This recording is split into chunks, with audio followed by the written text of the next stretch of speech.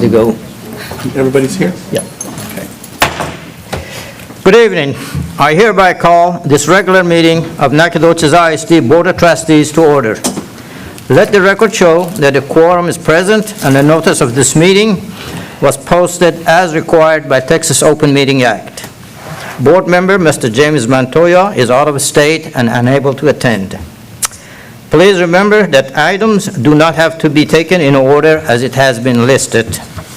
Thank you for joining us and ask to turn your cell phone to the silent mode, please.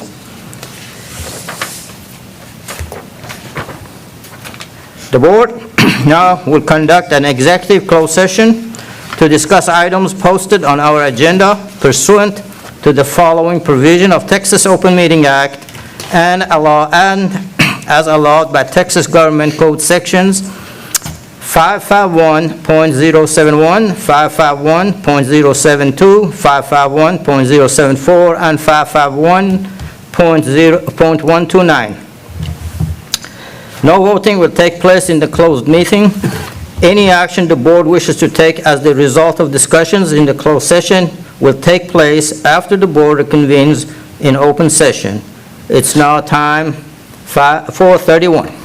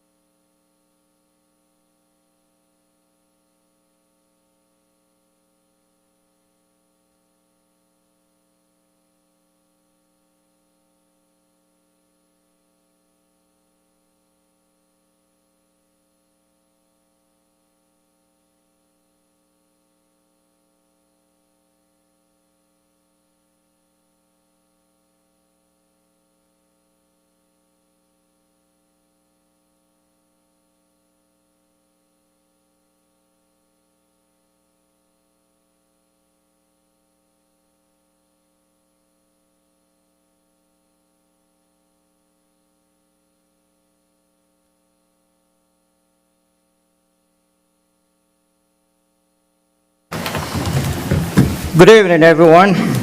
The board is now reconvening in open session, and the time is actually 1 minute before 6. Please remember that the items do not have to be taken as it has been listed. Thank you for joining us tonight, and ask to please turn your cell phone to the silent mode. At this time, I ask Reverend Kelly Pitcock to do tonight's invocation, please. Let us pray. Source of all life, we thank you for gathering us to meet, to listen, and to learn, that we may guide this district and we may support the children and the staff. Give us ears to hear and hearts open to all. We pray this trusting in your name. Amen. Thank you, ma'am. Now, we have pledges to the flags. Assistant Principal of Regay Elementary School, Mrs. Anne Marie Story, and the Safety Patrol sponsor, Jillian Turner, will introduce the students that are leading us to the pledges to the flags. And thank President you. Nirman, Superintendent Trujillo, Board of Trustees, thank you very much for the invitation and allowing Regay Elementary to be a part of your meeting tonight. Mrs. Jillian Turner is our school counselor, as well as our Safety Patrol sponsor, and Ms. Sarah Garza is one of our fifth grade teachers.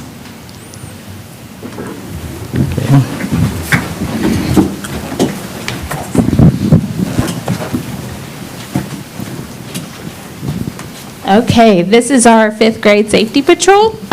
They ensure that our students are safe at school, and they take the flags down and put them up each day. They're going to go down the line and introduce themselves. Wallace Larson, Jack McKenzie, Zelda Isqueda, Amelia Blunt, Vinny Garcia, Dulce Rojas.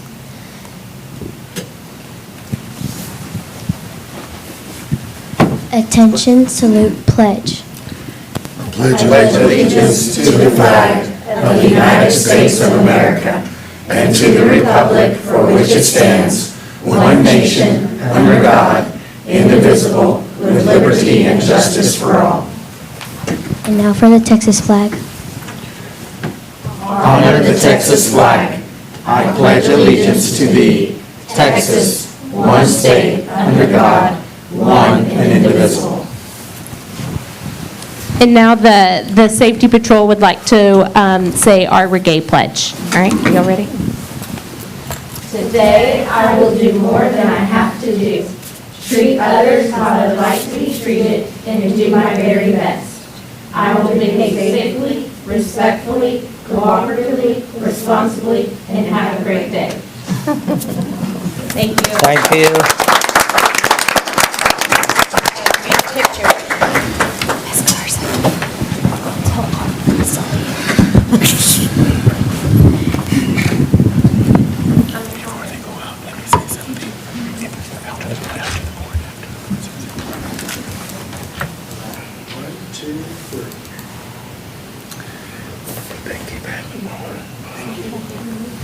Good job, guys. Well done. Yes. President Fashid, if I may, boys and girls, can y'all stop just a second? Come right back up here. I want these folks to see you, okay? Because y'all are acting very shy, and you are not shy. Okay? I want y'all to know something, because when we get to high school, this is what it looks like, because these kids are not just involved in this, okay? If you're on the safety patrol, raise your hand. That's everybody, right? Put your hand up high. Look at them. Okay, put your hand down. If you're in the Regay choir, and you made the rounds and you sang, because I see some familiar faces, raise your hand up high if you're in the choir. So you see you're involved in other things, and so I wanted to make sure that you all know is, starting at this age, the more opportunities that these kids find and we design things for them to do in school, they get to be involved and they get in the areas that they really love. And when I saw a couple of them being very shy, I'm thinking, I don't recognize them. Because they gave them a microphone and they were talking to a room full of old men in a room. And a lot of us over at the DSC, when they came and they sang to us over there and some of the things that they do. So thank you, boys and girls, for doing that tremendous job. I just wanted to make sure to share that with our board. Thank you. So, thank you. I also like to thank the parents for bringing the students, and if you are leaving early, on behalf of the board, I'd like to ask you a good, healthy, and happy, and sunshine days for Christmas holidays, and Merry Christmas to everyone. Thank you.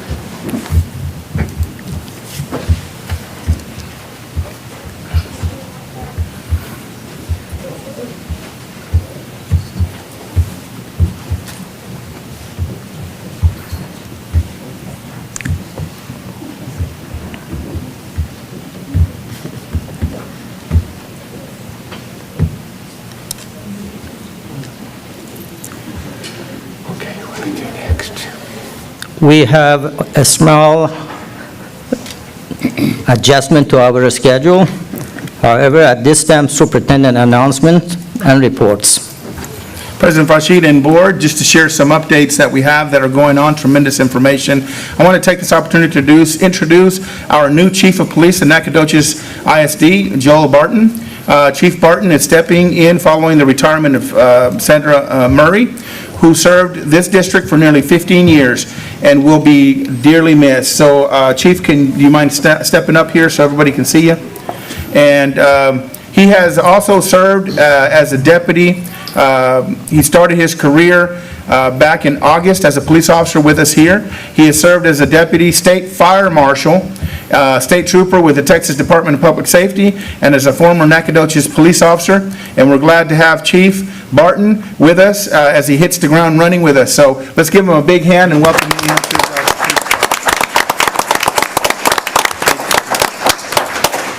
Also, congratulations to Nacogdoches High School cosmetology teacher Jenna Holland. Ms. Holland was named the Area 3 Career and Technical Association of Texas Experienced Teachers of the Year. Ms. Holland will represent NHS and Region 7 in February at the CTAT Winter Conference. The CTAT is an advocate supporting career and technical education programming and professionals who lead them. Ms. Holland is in her 13th year teaching cosmetology at Nacogdoches High School, and that program has been wildly successful. And I just want to scan the room and see if she's here with us. Is she here? No? But next time we see her, we can congratulate her on this tremendous job. A great group of students she serves. Once again, my goodness, but we've had some outstanding fine arts performances this past couple of weeks. Last night, I saw the Dragonettes perform their annual Christmas show at the high school. And last week, our bands and choirs programs from both the high school and the middle school put in outstanding performances around the district. Christmas is always an exciting time, and the fine arts group do a wonderful job spreading the plenty of cheer. It was exciting to watch the band take their craft out to TJR and some of the other campuses where they were able to show the differences between each one of the instruments and watch the kids go ooh and ah, and their eyes kind of light up as to that's what I'm going to do when I get to high school. We've had some very sad news, and I embrace and I think of our principals because they build a strong relationship with each other as campus leaders. Earlier this month, we lost one of our very own, Tom Miller, who was a former principal here at BQJ, Brooks Quinns Jones Elementary School. He passed away after a lengthy illness. Mr. Miller was an excellent leader at BQJ, and he devoted nearly his entire life to public education. I know his family will miss him dearly, and NISD is forever grateful and indebted to Mr. Miller for his commitment to our students. So we want to thank his family for sharing him with us. He's a New Mexico person. Mr. Montoya would love this. Actually, that's where he's at. He's visiting New Mexico. Mr. Miller was from Portales, New Mexico. If you've ever been there, it's a one-light town, little bitty, middle of nowhere in New Mexico. Great little place to be. So, also tomorrow is the final day of classes before we let out for Christmas holiday, and it's also an early release day around the district. Something we haven't done here in some time. All of our students will be getting out of classes early tomorrow. Please see our website as at nacisd.org for complete details on what time the campuses will let out. And to our community, be mindful that we will have little ones walking around at a different time of the day. So we want to be able to make sure our kids get home safely, so that message goes out to our community as you're making your way throughout the community. And finally, I wish everyone a Merry Christmas and a Happy New Year. To our teachers, staff, and students and their families, enjoy your time off, but be very safe. We look forward to seeing you back here in January. God bless you all, and have a Merry Christmas. With that, President Fashid and Board, that's my announcement. Okay, thank you, sir. I can't, I might add something here also. It's going to be off the cuff. It's, an individual who means a lot to this district, Mr. Michael Martin. My heart goes out to him, as well as Cabinet. We've been working closely with him. Unfortunately, he has lost his son to a long illness, and we want to keep he and his family in his thoughts and prayers. He's still in Houston. He will be making his way back to us. And so with that, we want to make sure this board, this cabinet, this community, Michael's given a lot of years. He knows a lot of the history of Nacogdoches. And he's a tremendous value to this administrative team, the work he brings, and I can never imagine the pain for those of us that are parents, the pain that can go through when you lose a child. And so during this time of seasonal bliss and happiness, I don't know if Mr. Martin's watching, but it's okay to be happy, sir. It's okay to celebrate. He's in a better place. He's doing well, and I want to make sure he knows that he's in our thoughts and in our prayers. So, Reverend, thank you for that reminder. We want to make sure that we do send our condolences to the Martin family. With that, President Fashid and Board, that's all I have. Thank you again. Now we have two reports, starting with the delinquent tax collection report, and again, presenter, our Superintendent, Dr. Trujillo. Yes, sir. Kind of threw off our guys back there because we're doing this a little bit different. But Mr. Patrick Woods of Purdue Brandon, Fielder and Collins, and Moat LLP, who will be presenting and discuss the delinquent tax collection process and the report on the current collection. So if we'll turn our attention. How you doing, sir? I'm doing well. Good to see you. I'm glad you got to it safely, so it's good. I was a little late. So Yes, sir. Well, Dr. Trujillo, Board, we thank you for allowing us to come. It's our pleasure every year. We want to come tonight, and we want to try not to bore you to death, but we do want to talk to you about delinquent tax collections. And we want to give you an update on the money that's been turned over to our firm to collect your delinquent property taxes, and kind of the role, where the role is as of now. So, we'll get set here in just a second, but, While they're working on yes, Mr. Woods, yes. I know there's a lot of woods in East Texas, but at the same time, there are some wonderful families, last name Woods. Are you related to any of them? Actually, yes. My family came here from Cork, County Cork in Ireland, Right. and they landed in New Orleans, and their first place to land in Texas was Nacogdoches. Oh, great. And that was during the Republic of Texas days. Right, So- okay, good. And then we slowly migrated to Tyler. But I'll stop there. So, on page 2, I just want to introduce our team here. Doug and I have been with you since the inception of coming to work for Nacogdoches ISD, and we're your two attorneys that manage the account. I'm the managing partner in Tyler. Doug is our managing partner in Garland. Of course, we have the other Patrick and Mimi, who is our bankruptcy attorney as well. And then we have Kayla Barla, who's here with us tonight. She is our employee in the CAD. So we work, as you know, closely with the appraisal district, and we have an office there, and that's where we primarily interact with the taxpayers and do our work out of it. So, of course, we're one of 15 offices. Your account is handled out of the Tyler office, We have 66 attorneys, the 15 offices, and you have a really great team behind you, a really big law firm that has a lot of resources.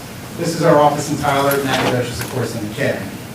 Now, I want to, as we turn to page 4 in your slide there, just a really quick overview. Of course, you know that we collect your delinquent property taxes, okay? Now, along with that comes all of the services that a big law firm would provide. Now, we're going to do the title research. We're going to locate the folks. We have a call center, very professional service, very compassionate service. When somebody does go delinquent, they do reach out to them. You know, we're going to find what the reason was they went delinquent and do the very best that we can to get them caught up. Now, of course, if they don't get caught up, they're unwilling to work or they're unable to pay, yeah, there's a litigation service that goes along with our law firm as well. And we do file lawsuits on behalf of Nacogdoches ISD. Okay? The other thing that we do is we do tax sales. In those occasions where somebody can't get caught up and we do need to take a judgment, we'll have a tax sale at the courthouse steps, and that's a service that we provide as well. Because we do, ultimately, everything that Doug and I do, we want to get these properties back in your tax roll, producing tax dollars for your district, and that's the goal of everything we do. So I'll turn it over there and Doug can talk some numbers. Okay, Patrick, I told you a little about how we do it now, or what we do, so now I'm going to say what we've done in the past year for you. As he said, one of our main areas of collection is through communication. We try to do it as much as we can through contacting, whether it's through phone calls, through letters, or going out and actually visiting the businesses. That's our main area that we want to collect with, because that's what is the easiest for the taxpayer, and also what's the fastest to get your taxes paid. In the last year, we made just over 1,200 phone calls, mailed just under 2,500 letters. And when we can't find someone, we have an active group of skip tracers who work to find addresses, find phone numbers for us, and we were able to find 160 of taxpayers who were previously unable to locate. But in the situations we talked about where we're not able to collect through soft collection methods, which is phone calls and letters, we go to a little bit harder collection method, which is filing lawsuits, which are doing tax warrants, which can lead to sales and things like that. And in the last year, we have 221 active lawsuits on behalf of Nacogdoches ISD. We have filed 23, or we've filed on your behalf into 23 bankruptcies where your taxpayers are in bankruptcy, so we want to represent your interest to make sure that your taxes are paid through the bankruptcy. And as part of, once we get into litigation, sometimes we are able to get the taxpayers to continue to pay, and we've got 21 active payment agreements for those taxpayers. So, talk about the things we did, the timeline that we work on. I think we've talked about this before, but we just finished in, I guess, June, our 2021 tax collection year. We're a year in arrears for your collections. There you go. And so for the 2021 tax year, the appraisal phase is based upon a January 1 of 2021 date. And so that's the effective date for when a tax piece of property is appraised. And then in April, you're going to get your notice of appraisal mailed out to you. So that's when you can talk to the appraisal district. If you think your value is too high, or the business thinks their value is too high, they can go to the appraisal district to work with them to try and lower it to what is a fair assessment. In October, the appraisal district sends out the original tax bills. And you have until January 31st to pay it. So that would be January 31 of 2022. If they don't pay it by July 1st, then those taxes are turned over for collection. And so for those taxes, for the 2021 tax year that was turned over to us on July 1, this is the most recent completed tax year for us, they were turned over. We had $638,000 of unpaid base levy turned over to us for collections. And of that, we were able to collect almost $400,000 of it with a remaining base levy of $252,000. And so that was a just over 60% collection method, or 60% collection rate for the taxes that were turned over to us. And for your overall collections, it was just under 99%. Within a year of starting the collections. For the 2022 tax year, which is what we're in the middle of now, you had an original base levy of just over $33 million, and of that, the appraisal district collected just about all of it, 97.6% before turnover to us. And so we have $764,000 that we're collecting for the 2022 taxes. And next year, we'll give a report on how we did those tax collections. And now looking at the overall tax roll and how it's broken down and what we're doing with it, we have about 30% of your roll in litigation. Again, we have 221 active lawsuits on behalf of the school district. That's just under $500,000. We've got 10% of your taxpayers on the delinquent roll who have deferrals on their accounts. And what a deferral is, if it's someone's homestead, and they're either over 65 or have a disability exemption. And those people, by law, we can't have any collection methods against them. Their taxes are deferred. Tax collection is deferred. So the taxes are due for them, but they don't have to pay it while they still reside in as their homestead. We've got 2% in payment agreement. 2% of it is deemed uncollectible, and what that is property, the business personal property accounts, where once the business is closed, it's almost impossible it's virtually always impossible to collect, because once there are no longer assets that we can seize or we can levy upon, and those businesses are closed, you can't get it. And so then that's actually a fairly low number there. And then we also have a account breakdown chart. We talk about we have about $500,000 in litigation. We have to wait to file a lawsuit on an account until there is enough money to where we're not actually adding more in cost onto the taxpayer than they owe in taxes. And as you can see, the vast majority of the unpaid accounts are very small dollars. I mean, 688 of 2,000 are less than $100 total owed. And so that's one of those things that limits us on being able to file lawsuits, because once we file a lawsuit, you're probably adding about $1,000 in cost onto that taxpayer. And we want to try and minimize that, because we want them paying taxes, not court costs. That's why we, focus on the phone calls and the letters. Patrick? I want to just reiterate something that Doug said there. It's, we really do have to weigh when we file the suit, right? Because we don't want to start burdening the delinquent tax. Yes, they're delinquent, but if we pile the court cost on, that can really be a burden to them. So again, we're going to try to knock down some of these in 2024, accounts that are under $1,000, under $500. We'll find a way to get there so that we can chip away at that roll. But turning to page 10, this is just the last slide here. We've really tried to concentrate on trying to help the district as much as we can, be a partner.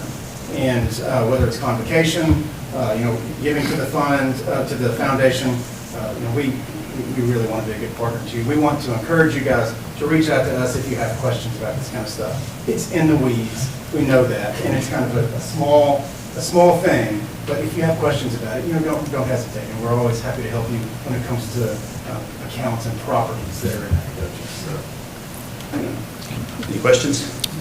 Are you all working with Stephen F. Austin as well, and the city as well? We do not, Stephen F. Austin doesn't levy a property How about the tax. city? The city does, yes. We collect for the county and the city. Okay, Yes. thank you. Thank you for doing a wonderful, humane, professional job, because every dollar that's collected from delinquent taxes goes back to educate children in this district. Thank you very much. Yes, thank you. Very kind. Thank you.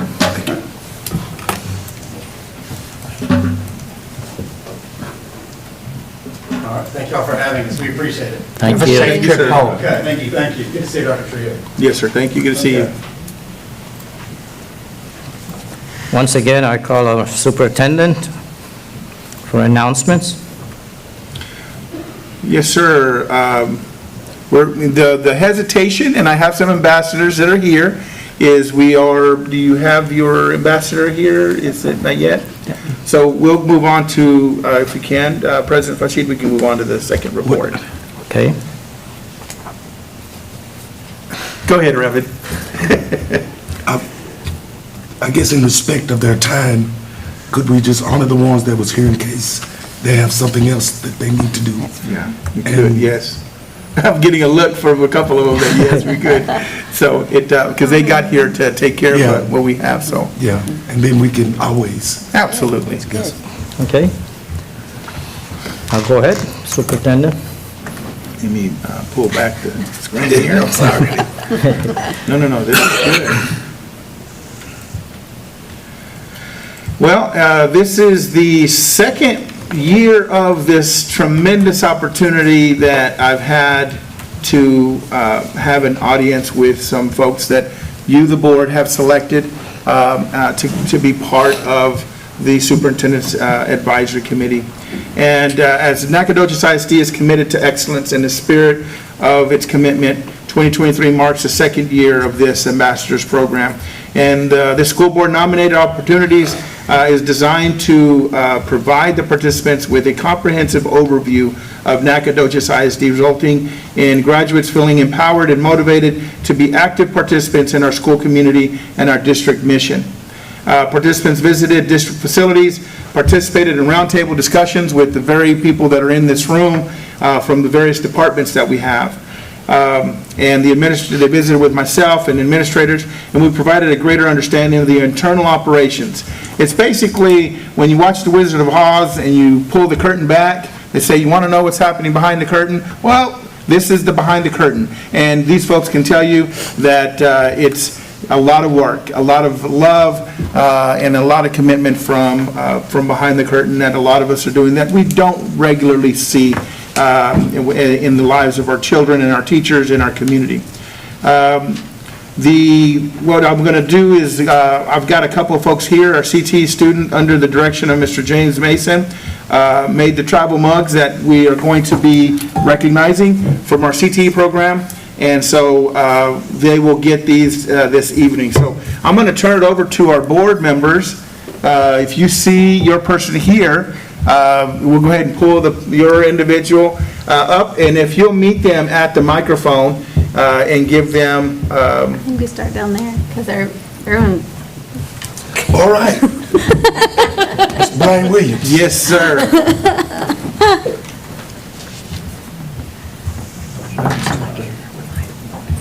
Thank you so much for your service. I'm proud of you. Thank you. Yes, sir. Welcome. We can go there. Okay, thank you. Share some words with us. It doesn't have to be lengthy. You've been to a lot of our meetings. Tell us what was some your takeaways from spending some time with the school district during this last year. Okay, to be honest with you, I enjoyed the whole opportunity to represent this area. The school district is on its way up. As I shared with you before, I was one of the first people to integrate Nacogdoches High School in 1968-69. So I've seen it come a long way. We're working on our 51st class reunion from Nacogdoches High. This partially was my high school, and then we transferred to Mound Street. And across the street was Emmeline Carpenter, where I did my first years. So being that I moved back in this neighborhood, this is like home to me again. So I've been around the world, back home, and then I see how it's growing. Dr. Trujillo, you're doing a great job. I appreciate you, Reverend Irvin, for nominating me. This is my pastor, my leader, and whatever we do, we want to make sure that Nacogdoches is proud. Thank you so much. Thank you so much for your time.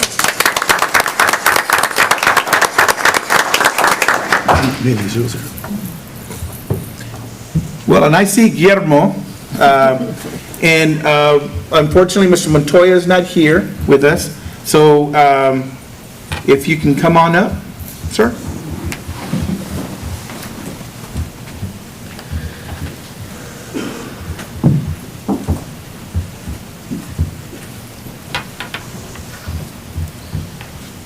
Thank you, sir. Black suit, black suit, black suit.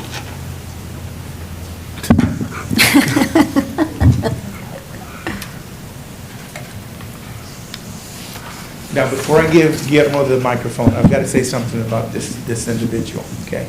I've gotten to know him really well. Somebody with complete love and passion, godly man, full of faith.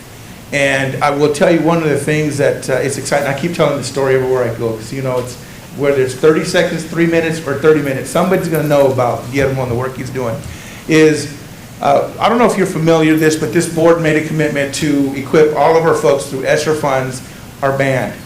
So when you see the fine arts and you see our kids playing the new instruments from the elementary grades on up, they have these new instruments. Some of these instruments they've had since the 1950s, but they all got brand new instruments. But this gentleman found a second life for all those instruments. Some may have been broken, but they've been repaired. Some were a little tarnished, but they've been shined back up. Some may have not had the best tune, but they've tuned them up. And those instruments, because of this man here, are now being played in Central America, in the Caribbean islands, and across the world.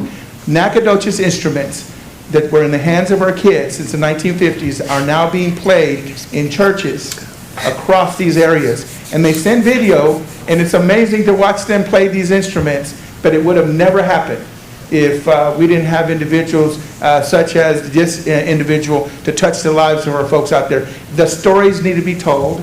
The information needs to be told so that people know that we are going to continue to bless the lives of our kids. So with that, sir, I thank you so much for the work you've done. You can share anything with the board if you like.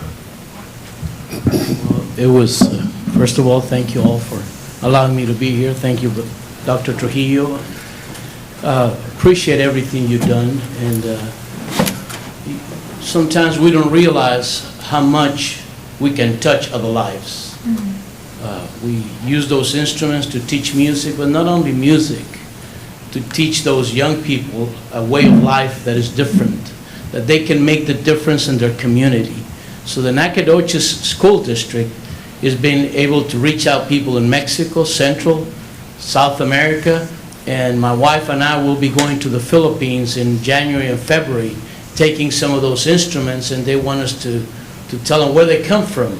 So what you have done has made a change in their lives. Not only that, we teach them how to get closer to the Lord. We teach them music, not just secular music, but we want them to attract the Spirit of God to their services so that when they come into their churches, they come one way and they go a different way. And you have been making the difference. And I want to appreciate you all for everything you do.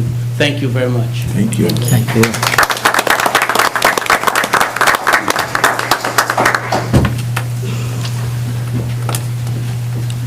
Okay, my ambassador was Miss Catherine Fenchie Oliver, which I don't believe she's arrived yet.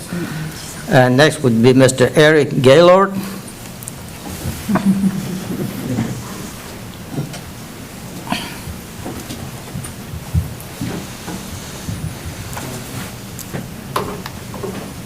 Thank you very much for being my ambassador. I appreciate it. I'm honored you accepted my invitation.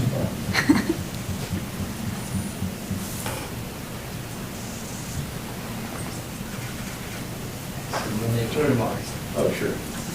Thank you all. I will have to say that one thing very exciting tonight was I was actually in Reggae Safety Patrol, so. That was really fun. And the choir. That Rotary, yes. And I will also like to say that, overall, the whole experience has been amazing, so thank you guys all. It was really nice. The thing I really enjoyed was going to the NHS Malcolm Rector Center and seeing what we now have, which I wish we would have had when I was in school. The work that everybody's done here to put that together and to provide all these opportunities for the young kids is amazing. So very, very, very happy to see this, very happy to see what everyone on this board has put together and done over the years to help improve our school and our community. So it was very, very nice, and actually my mother liked it so much, she's donating a car. Yes. The community, so you guys will get a new car, or not a new car, but a used car to work on in the auto mechanics department. So that'll be really, really good. So I'm excited for that, and I think that they'll really like that also. But overall, I'm excited to be back in the community. I moved away, and I got here about 2 years ago, but I've been gone for about 25 years. So thank you guys all very much, and Merry Christmas to everybody. So, Merry Christmas. Now, Eric, the vehicle, though, you might give it a little bit, because it's not just a regular vehicle, because you're going to push, you're pushing the envelope. Yeah. And you're making us feel a little bit of pressure in our automotive department, but thank you for the pressure, because you are going to take us into a little new era. So tell us a little bit more about your vehicle. It's a 10-year-old Toyota Prius, and so my mother got a new one, and she was trying to figure out what to do with it, and she has, in the years, donated to the Red River Radio program. And after going on the tour and seeing what you guys had there, I told her about that, and she goes, I would like to donate to the school. And I said, perfect. I said, they need a hybrid. They have never worked on a hybrid before, and it's a good car, so it'll be a fun one for everybody to learn how to work with hybrid cars and new technology. So Thank you. Thank really, you. really good. So, Thank you. Anybody else? Mr. Gaylor, before you go, I'm going to make this announcement for all the ambassadors. Still have one more ambassador. It's still there, so if you take your time. sure. Okay. Can you go ahead and say the name of your ambassador, just so... My ambassador was Joe Still. Okay. Mine is Chris Fuentes. And I'm looking for Herbert, but I don't see Herbert anywhere out here. And I'll get this to Herbert. Okay, I was going to, Ms. Oliver is not here yet. And then My person is here. your person is here. Oh, okay. Go ahead. I didn't hear the name. This is Molly Moody, and I did say, watch out when you meet a mom at math night at Reggae. You might end up being a community ambassador. So if you're interested,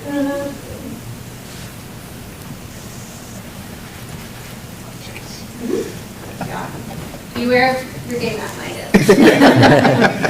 Yes, I think, so I did not grow up in Nacogdoches. My husband and I met in college here and went away and then came back. So I think what I learned is very different than many of the other ambassadors. Many of them have roots here, whether they grew up in NISD and then went off for whatever reason and came back.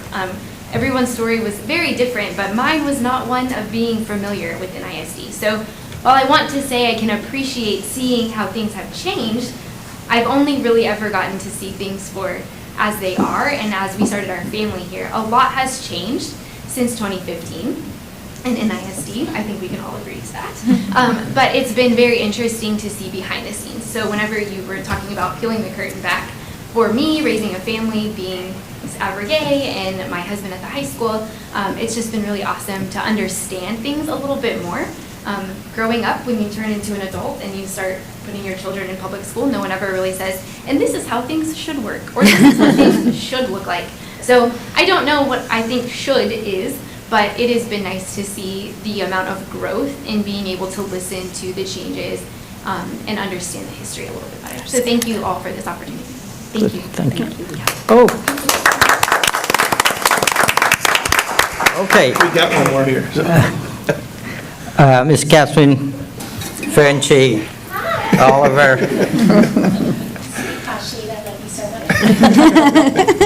That's the only thing my mother would say.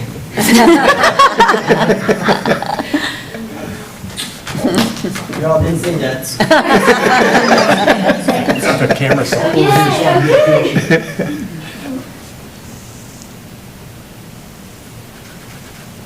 Yay, thank you so much. Share some words with us. Oh, yeah. Okay, y'all, I've been running around like a crazy person, but deep breath.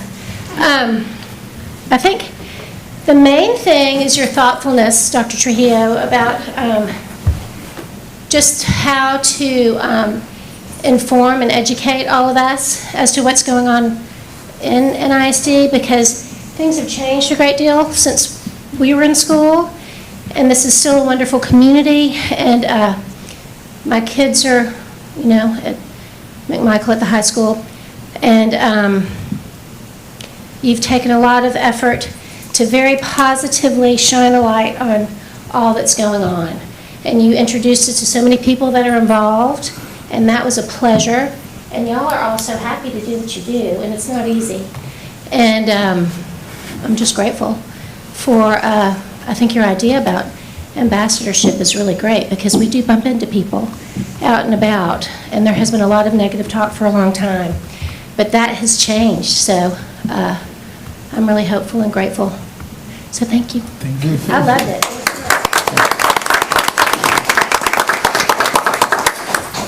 For Ambassador the President, and those are probably listening or watching, I want to thank you all for graciously accepting your responsibility. And now you are well aware of what goes on behind the scene. You are very familiar with NISD's directions going, the vision that they're going, and the hopes that we have. So I feel like you are highly qualified to be future board members, and I ask you, please consider that. And best wishes to you all, and Merry Christmas, and thank you, thank you, thank you, because you are really ambassador. You have friends to share your thoughts with, you have people that you meet and might share your thoughts with, and they get the positive impression because they trust you, and we trust you too as well. Thank you.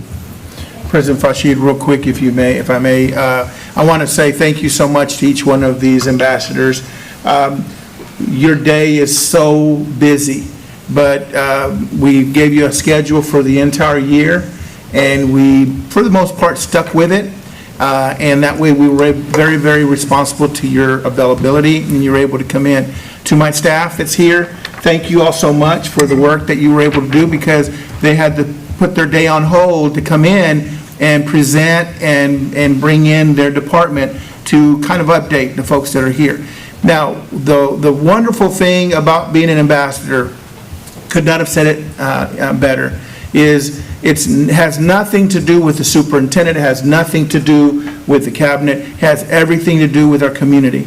And the ambassadorship is now we have 28 individuals with this graduating group that can go out and speak about what is going on in Nacogdoches ISD. So I implore our community, if you have questions and you have wonderment, then you probably know one of these folks that's been an ambassador. If you do not know one of these ambassadors, then I would encourage anybody in the community to reach out to our board members, because this is their wonderful opportunity to submit 2 new names to myself. And in the month of January, we will start the new journey again with the next 14 ambassadors.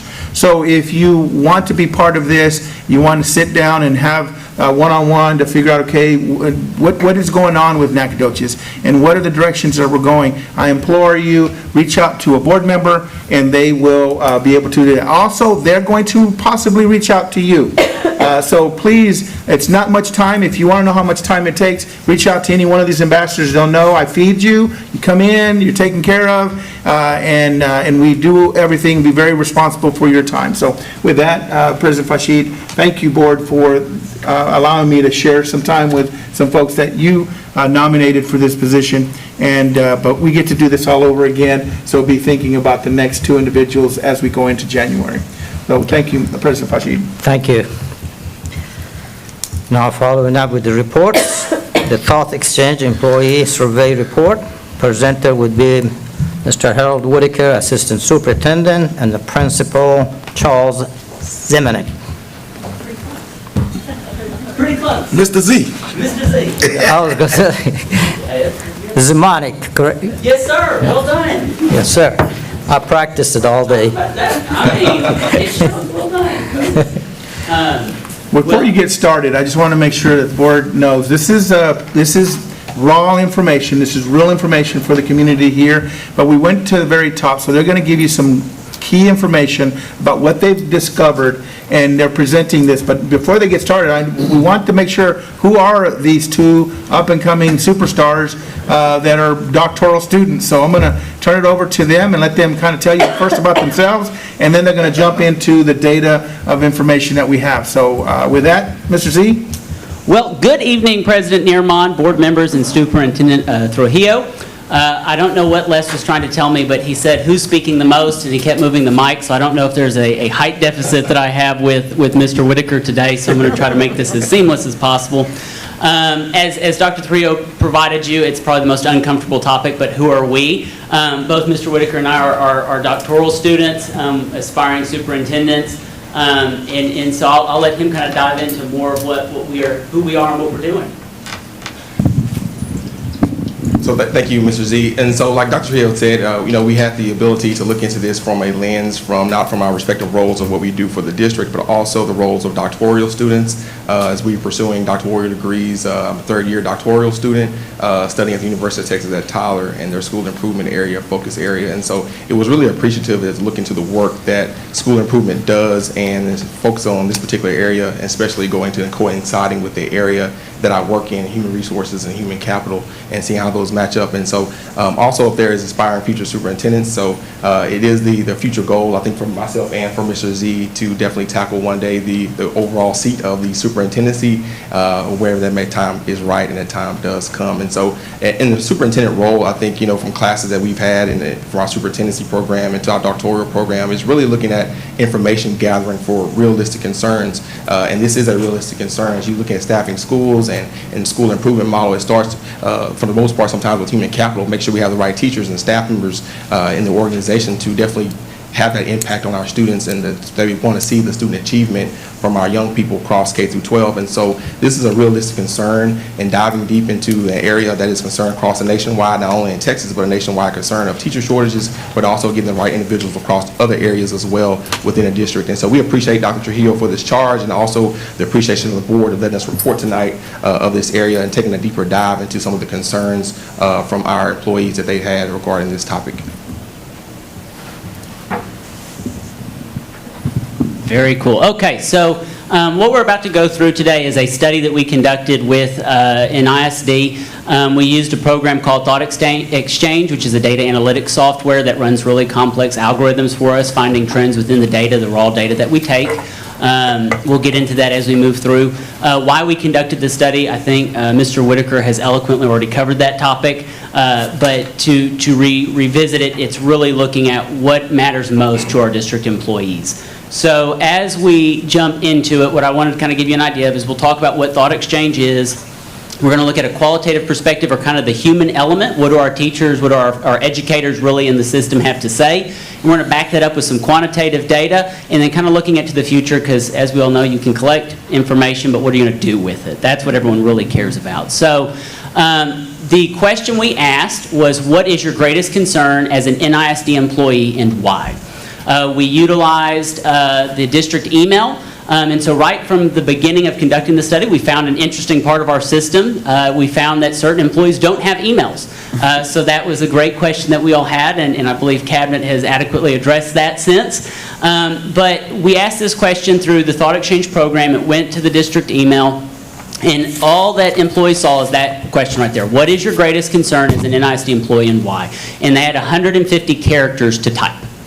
Within that, it's very important to note that you had 529 participants. That's out of a total of 1,043 total employees. That is 50.7%. To put that in perspective, the Thought Exchange company says if you have 15% engagement, you're a rock star. So that's a gold star for us Dragons right there. We had 50.7%.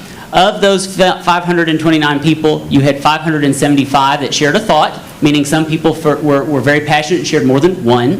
And then you had almost 30,000 ratings. And what a rating is if Mr. Whitaker went on there and said that Mr. Z's suits don't fit him well. Well, I could get on there and I could rate it with a 1 star because I don't agree.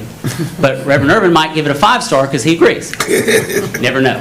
And it will then tabulate those findings with us. So you had 29,738 ratings, meaning a lot of people got on there. They could get back in and re-rate things as more thoughts were added. So it was a very transparent process. It took place from November 1st to November 10th. So we had a wide range to collect the data from. Within the November dates was a PD day, so teachers had the opportunity, staff members had the opportunity, we had department heads working with individuals to go ahead and engage in the survey because we wanted to hear from everybody. So when you break down those employees, 70% consisted of salary, whereas 30% consisted of hourly, meaning they used Time Clock Plus. One might ask why the difference there. Well, we did discover that within the 30%, those hourly employees, those are some of our populations that were missing emails. So like I said, we've worked to rectify that since then, but that could somewhat account for it, just the general engagement level. Within that, 44% were classified as teachers. You had 9% teachers' aides, 9% for campus support staff.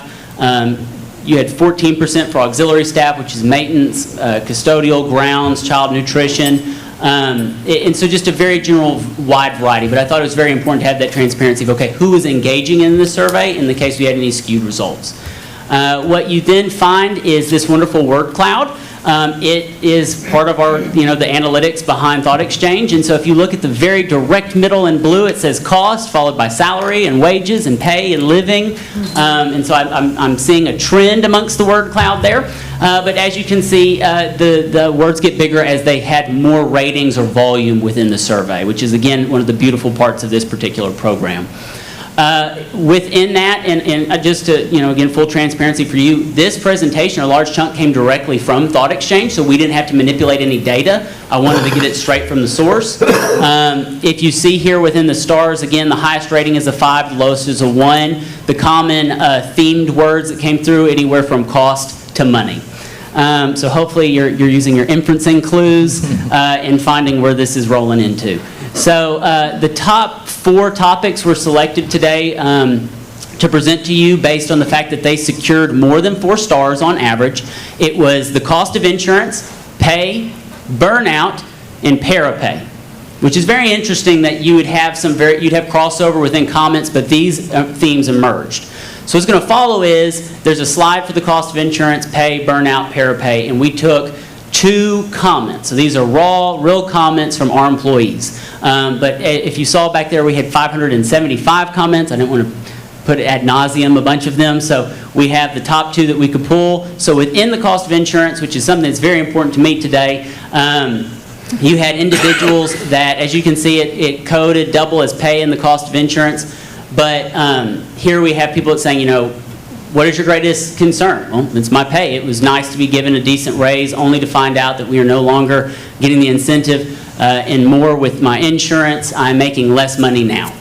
Okay, so that is again, I tell people this because I tend to be more of a numbers person. So like with my doctoral program, I'm focusing on the finance side of things. I'm like, well, you did make more money. But this is their thought, this is their perception, this is their reality. And that's critical for us as we move forward, right? When you look at the topic of pay, of course, you have my greatest concern is my salary. My concern would be my pay because the pay can't get me through a whole month. I have to have financial support to be able to get through the month. So these are people who work for us that are unable to maintain a standard of living absent financial support. And if you put that in bigger perspectives, these could possibly be the employees that have kids on my campus, for example, which is a federal-based program that you have to qualify for one of the 7 criteria, and their children qualify.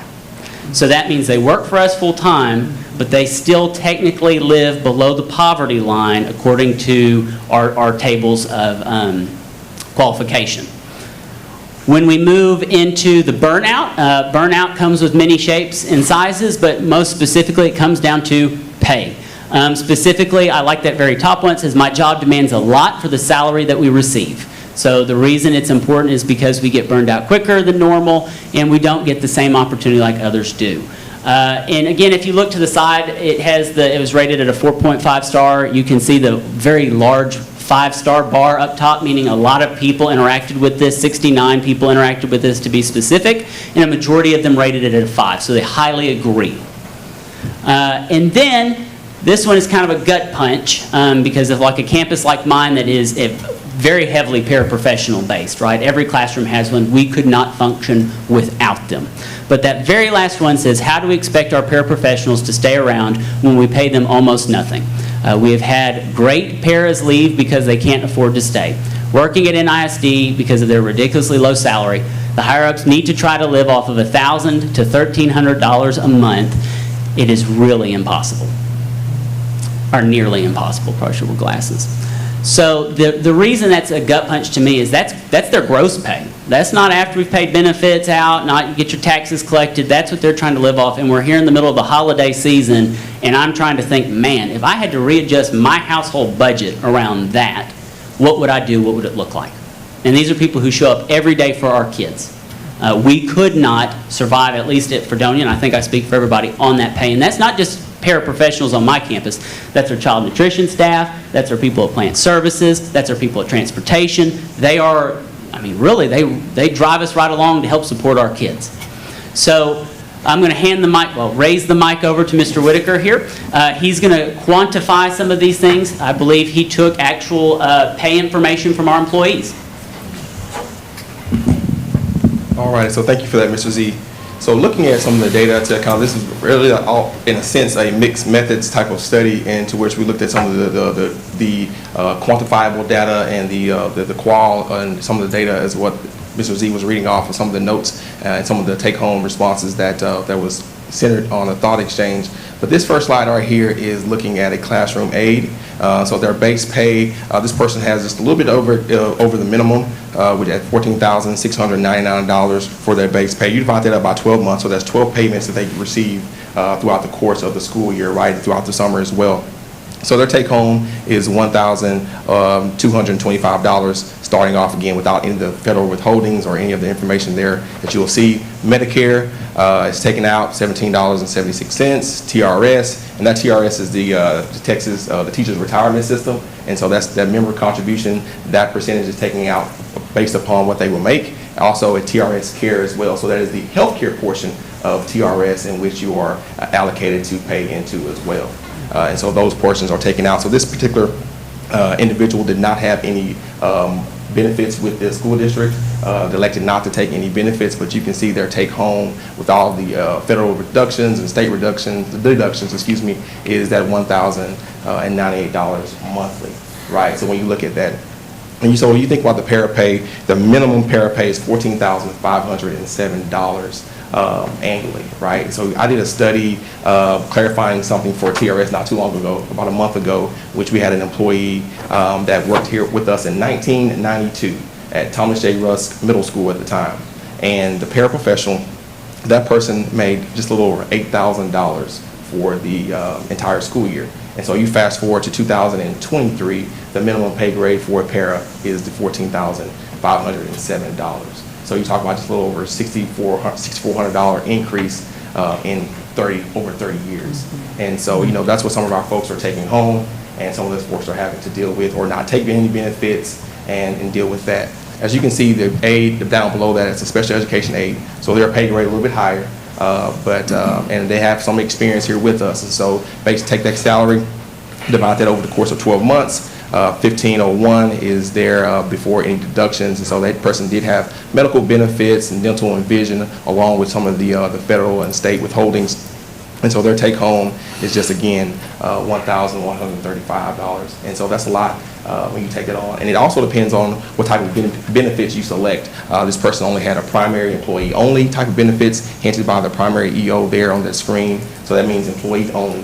And so depending on what benefits you might have to take on for your family, your spouse, if you have kids or not, those numbers definitely go up respectively, depending on which plan you may have to select, which better is best for your family. And again, and as we go through these slides, this is not an exhaustive list. This is kind of a glimpse of what some positions that we pulled and looking at, because we can go on and look at all the data for all the employees, but we wanted to have a snapshot of those individuals regards to some of our lower paying positions that really stuck out to us, and especially some of the thought exchange information about our paraprofessionals. So we really wanted to highlight them in this presentation. And so you look at secretaries. This is a elementary secretary. Both of those are elementary secretaries. The top one does have experience, no experience coming into it, just kind of making it close to the minimum. And you see their take home, again, with some of those deductions, those federal deductions that we have to take out. And then the bottom below is one with benefits. And you can see, obviously, that person elected have to take more benefits based on their care. That's probably employee and family. So their deductions are going to be significantly higher than somebody with employee only or with no benefits. And so you can see that that person is taking home that much monthly, $798 monthly. And this person with experience that's been here with us for quite some time. Again, this is real data, real information on current existing employees that we have here in the district. As I went through and pulled this data, these are just, again, actual employees from different campuses across the district. This is some of our auxiliary folks as a bus aide, working with Mr. Lampkin and other positions with Ms. Robin and Mr. LaRue. You really look at some of these positions, and we were talking earlier about staffing some positions. It's definitely trying to get to market value, and it makes it hard and strategic, working with our grounds, our HVAC, who keeps our buildings running, and that whole type of infrastructure, our food service workers, even our bus aides and bus monitors, definitely trying to be competitive enough to be able to attract them from industry-based opportunities to the school district. So this is the first one is a bus aide. Also in that category is a server and custodian. That's why that's out there in parentheses. But the bus aide pretty much makes that minimum $985. And that person was only bringing in for that biweekly pay period of 26.75 hours within that pay period. And so, they only took home, taking out those deductions again, their take home was that amount. And the same thing can be said for the food service worker, that cashier, which is again a pay grade a little bit higher. And also that pay grade is the custodial floor techs and groundskeepers. And so, as you can see, that person is making the minimum based upon all those deductions as well. So this is a glimpse of a snapshot of a few positions across the district, but not an exhaustive list of some of the positions and what they could be making and taking home with insurance and, of course, the pay structure that we currently have. Teacher. So this is a beginning year teacher. Of course, that was increased to $50,000 to start off with as a base zero experienced teacher. And so this person definitely has some again, the state withholdings and everything else. That NEF is just somewhat elective withholdings for the foundation. You might see sometimes people with membership deductions and other teacher organizational deductions as well. But you can see their take home, and that's a person without any insurance. And again, the bottom below is our assistant principals that we have elementary. As we try to definitely grow our own and try to have our folks stay over and cross over from being teachers to assistant principals, and working with those and get those qualified people who have experience and working with our kiddos at the campus level, definitely wanting them to see those qualified to transition over possibly to an assistant principal, making sure the compensation definitely matches up and make it worthwhile to be in that leadership role and be in the leadership capacity that they are acquiring and that they are in.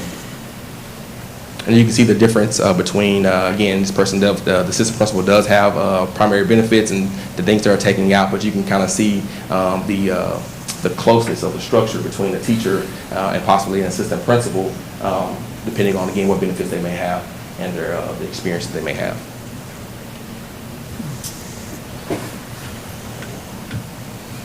So these were the key thoughts that came through here, and I think, you're all very intelligent people, I'm not going to read it to you, but there is one that I want to draw your attention to, and it's actually the very bottom. And it says, I love my job tremendously, but I am tired of struggling. I'm a single mom, and I live paycheck to paycheck. Every month, my bank is negative for 2 weeks until payday. I also get government assistance and still cannot afford to pay my bills because of my paraprofessional salary. This is not okay at all. And so, I know that that's not something I think we all sit here and think, my God bless it, right? That's not where we want to be. It's something I think you talk to anybody that works with our kids. We have people that love them and come to work for them every day. And so when we talk about that and you think about what that individual is experiencing, the immediate question is, okay, well, now what are we going to do? Right? We've heard from overwhelming, we had 50.7% of our staff, so basically 51%. So what is next for us? So one of the things we're currently doing right now is evaluating our compensation plan through TASB, Texas Association of School Boards, their pay systems review. So the pay systems review is conducted by their analysts there at TASB, especially in the HR services department, which they go in, look at market level data, right? So they compare us with other school districts that we kind of set, looking at similar size, demographics, and all that information. And they kind of compile a report, right, based upon their recommendations. Are we paying bus drivers appropriately compared to other school districts, our teachers, our assistant principals, all the positions that we have that we report to? Because typically in a given year, we probably do about 4 to 5 different surveys through TASB. And so every year, this is time I'm going to plug in, shout out to Cindy Burton in the HR office as she works to help compile this data that we send to TASB each and every year.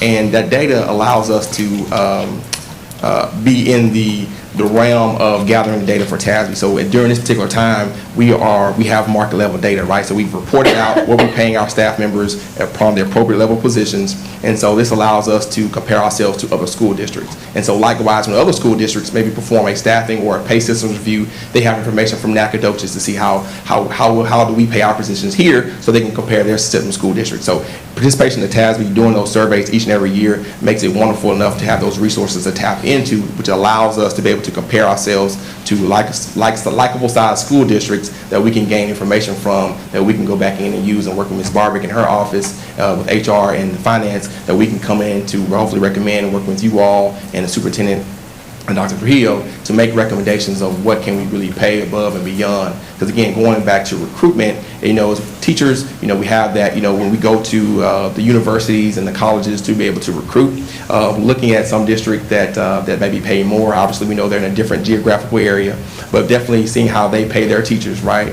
And again, going back to the sentiments of Mr. LaRue and Ms. Thacker and Mr. Lampkin, as we try to get drivers in here, we try to get our HVAC folks. We want quality food service workers in here, being able to compete with industry level positions or organizations out there, to have them come over to the school district. Could they be making more working at the industry? Possibly. So we want to be able to be in a market level value and to be able to compete with other industry-based organizations to have the best and qualified individuals to keep our schools running, to be able to teach our kids and be able to support our kids, whether you're a paraprofessional in whatever role that you may serve in the district. And so this comprehensive study done by TASB allows us to be able to tap into that and be able to provide recommendations of where we fall at market value, what is the average of those positions, and so on, to allow us to make recommendations to you all to be able to make our pay structure more competitive to get qualified individuals here at the school district. And then after all that takes place, there's a much more in-depth audit called an efficiency audit. And as you see there, it says investigating the fiscal management, efficiency, and utilization of resources. In part of my doctoral program, I've dug into efficiency audits, and they are no easy task, especially on your business office, your HR department, and even T&L. So that is an all-hands-on-deck kind of audit. So it's one of those things where, as Mr. Whitaker, in HR leads up kind of a compensation plan and works with Ms. Barbrick. It is something that we could dig deeper into the efficient use of our resources, pending on what the outcomes of those might be. So, next steps are very important, right? So we've talked about different audits, which it sounds like you always hear lots about audits. Great thing about Texas, we're very transparent. But the next step for us is to present this information to campuses and departments. It's important that people know they were heard. A lot of times I think we've all been there, we take a survey and it's what happened with the survey.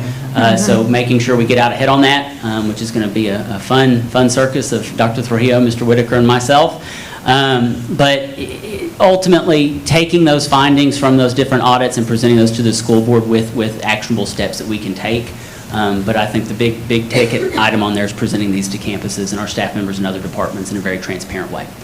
Because 575 thoughts by an overwhelming number of your employees tells you that there is an engagement there, but we don't want to take that for granted, which can easily be done so, and they need to know you were heard.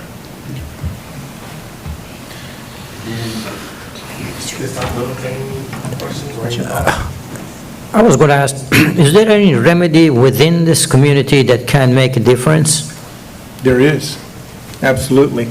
This is the first step that we were wanting to do. This is a message loud and clear.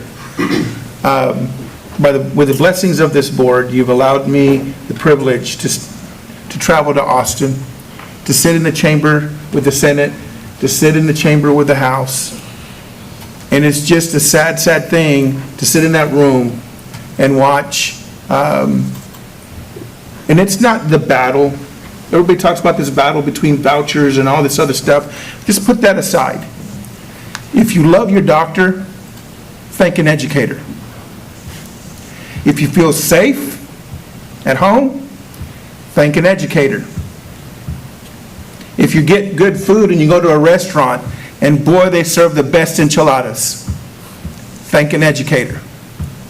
You walk down the sidewalk and it's cleaned up and it's nice and clean and the grass is cut and it looks so lovely. That campus at SFA looks beautiful. You can go to the parks here in town and look beautiful. Thank an educator. That's the part people have forgotten, is they've forgotten that you have to thank an educator. And it's not the battle of all this other garbage that's out there. We've got the largest amount of funding at the state level. So what we have to as a board is stop looking at the state. The state's going to keep doing their battles and their fights and their arguing over the little stuff that we have. But let's dive into the data. This is real conversations when you hear it from your staff and when you validate it, quantitative data, when Mr. Z goes in there and sees a statement that a teacher pulls out, and then Harold goes in and sees this is actually a true statement. We're not finding out, we're not doing that because we don't trust what our folks are telling us. It's that facts don't lie. so that when we go out there and we tell these stories out there with folks and they get to find out what it's really about when we have to do. So we've got to go back out, talk to our staff, let them know that they're heard. Come back and come to this board with a plan of what we might need to do based on the efficiency audit. So we may not have to spend, we'll have to tighten things up to figure out what is it. The most important element that Dr. Hill or Dr. Welch could put in the life of a kid is a quality educator. It's not the widgets and all the technology and it's the quality of that educator. And the way you buy and you pay for that quality educator is that you compensate it. And I'm going to tell you, a bus driver is just as valuable as a teacher, because they're the first people they see at the beginning of the day, and they're the last people they see at the end of the day. A cafeteria worker is just as valuable, because some of these kids, we cooked burgers today, Les, you saw us, we were cooking burgers for the boys. And we were grilling those burgers. Half those kids came back and ate 4 burgers. And I kept thinking, how in the world can they fit 4 burgers in their belly? We've got some kids that are hungry. So yes, our cafeteria people are extremely valuable, because we feed them in breakfast, we feed them at lunch, and they're ready to learn in the classroom of the teacher. The group that's sitting right over here is invaluable, every single one of them, because they are teachers of teachers. They coach, they coordinate, and they work with the teachers to make sure how do we perfect the craft of their instruction. Our principals are valuable, because if you don't compensate a principal and you don't tell them their value and they're leading a building, assistant principals, the same thing. We've done a study where we found out that there's some assistant principals that teachers that have been in the classroom can be amazing assistant principals, but they can't take the job because they're going to make less money. In what world does that make sense? You've got the most experienced people that know how to meet the educational needs of the kids, that want to become principals, but they can't do it because the compensation is not there. I am not going to say that I have all the answers, but I'm asking the right questions. And we're going to get where we need to be at, and it's going to take a lot of courage from this board and our community to go in here and figure out, are our educators worth it?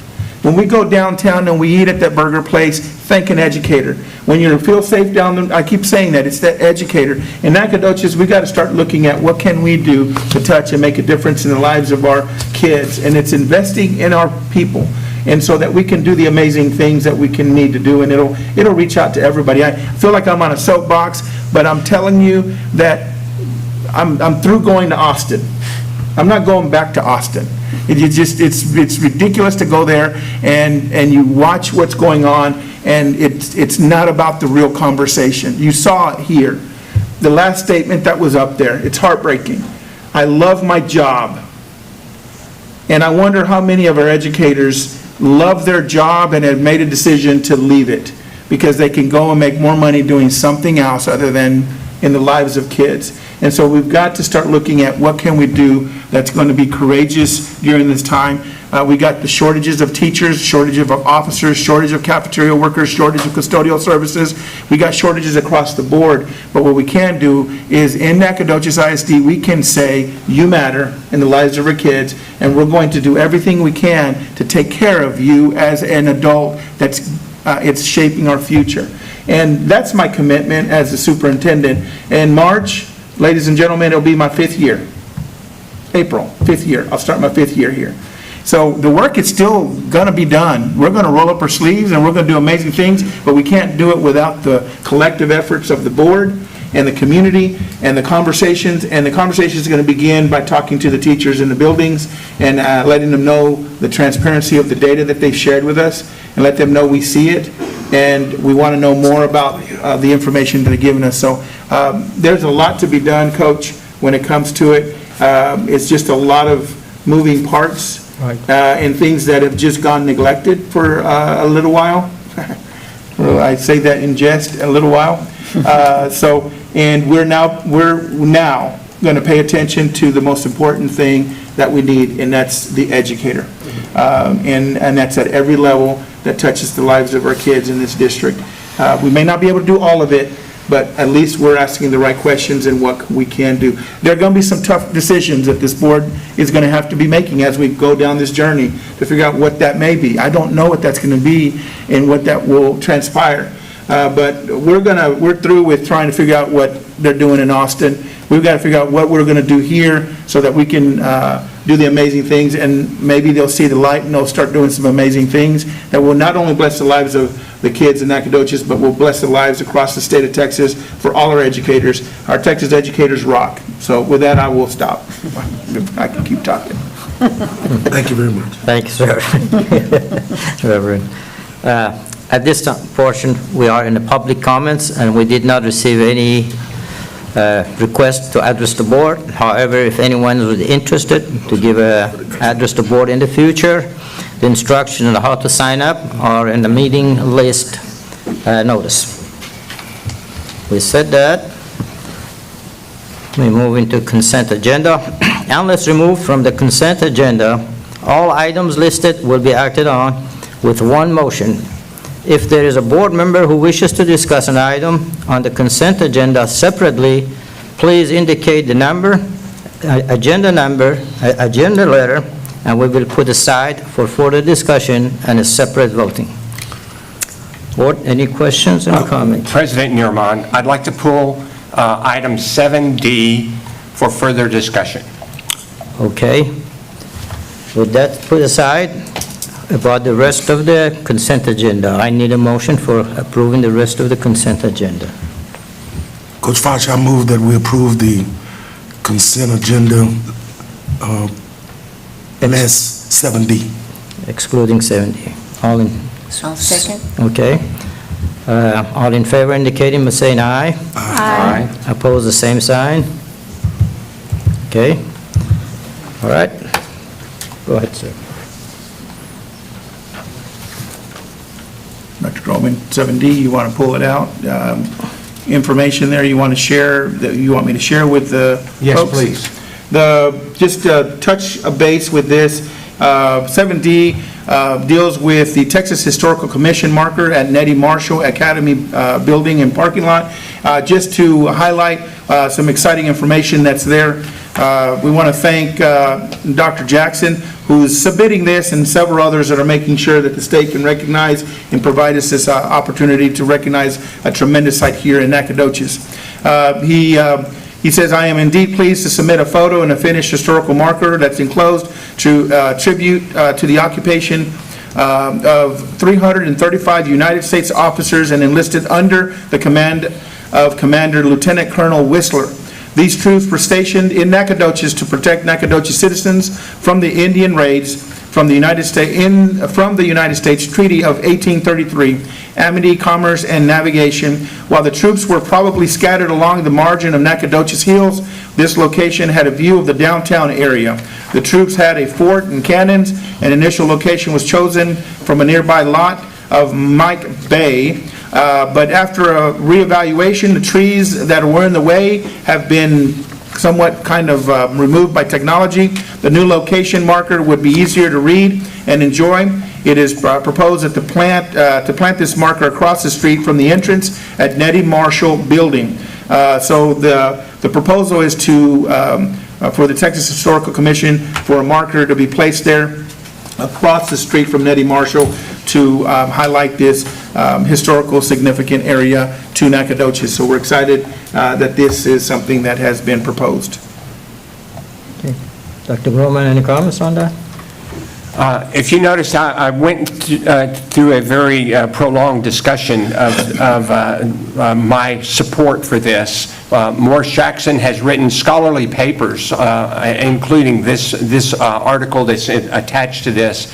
And I think this is very important that we support the historicity of Nacogdoches And we have just on beside this building, we have part of the Shawnee placement of signs.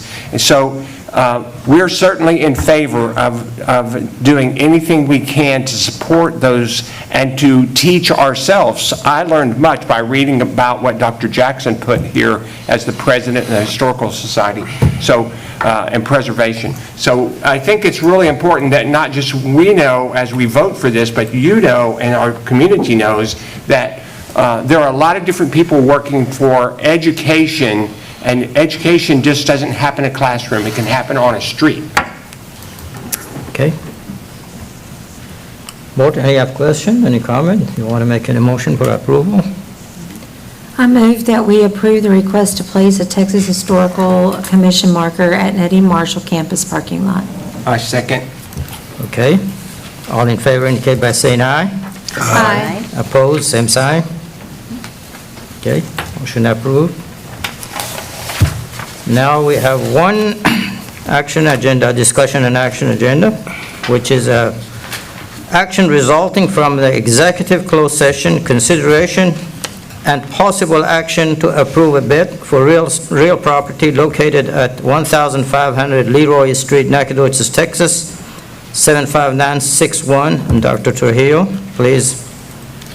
President Fashid and Board, NISD placed in an ad at the Daily Sentinel advertising the sale in terms of submitting a bid with a due date of December 1st, 2023. A single bid was received from Warren Sparks by a commercial contract from Ed Pool Realtors in the amount of $175,000 with the realtor fee of 6% of the sales price to be paid from the seller's preceding closing. The budget impact is $175,000 bid received and $10,500 6% realtor fee. The board requesting the board approve in agreement with Ed Pool, Charles Pool Real Estate Incorporated and Real Estate Brokerage Service related to the sales of property and located at 1005 Leroy Street, Nacogdoches, Texas 75961. Okay, board. Any question, board? Comment? If not, I seek a motion. Oh, I need my glasses to read it. Sorry. I move to approve the sale of approximately 11.2 acres of real property located at 1005 Leroy Street, Nacogdoches, Texas 75961, also known as lots 9 and 10, Block 57, City of Nacogdoches. And I further move to authorize the superintendent to negotiate and execute all documents required to complete the sale of this property to Warren Sparks for the amount of $175,000. I'll second the motion. Okay, motion moved. All in favor indicating by saying aye. Aye. All opposed? Same sign. Okay. Now, this is the time that everybody was, I guess, looking. I think, I haven't finished yet. Oh, I'll take it back. But I thought, I seek a motion for adjourn. I move that we adjourn. I second. All in favor, indicate by saying aye. Aye. Opposed, same sign.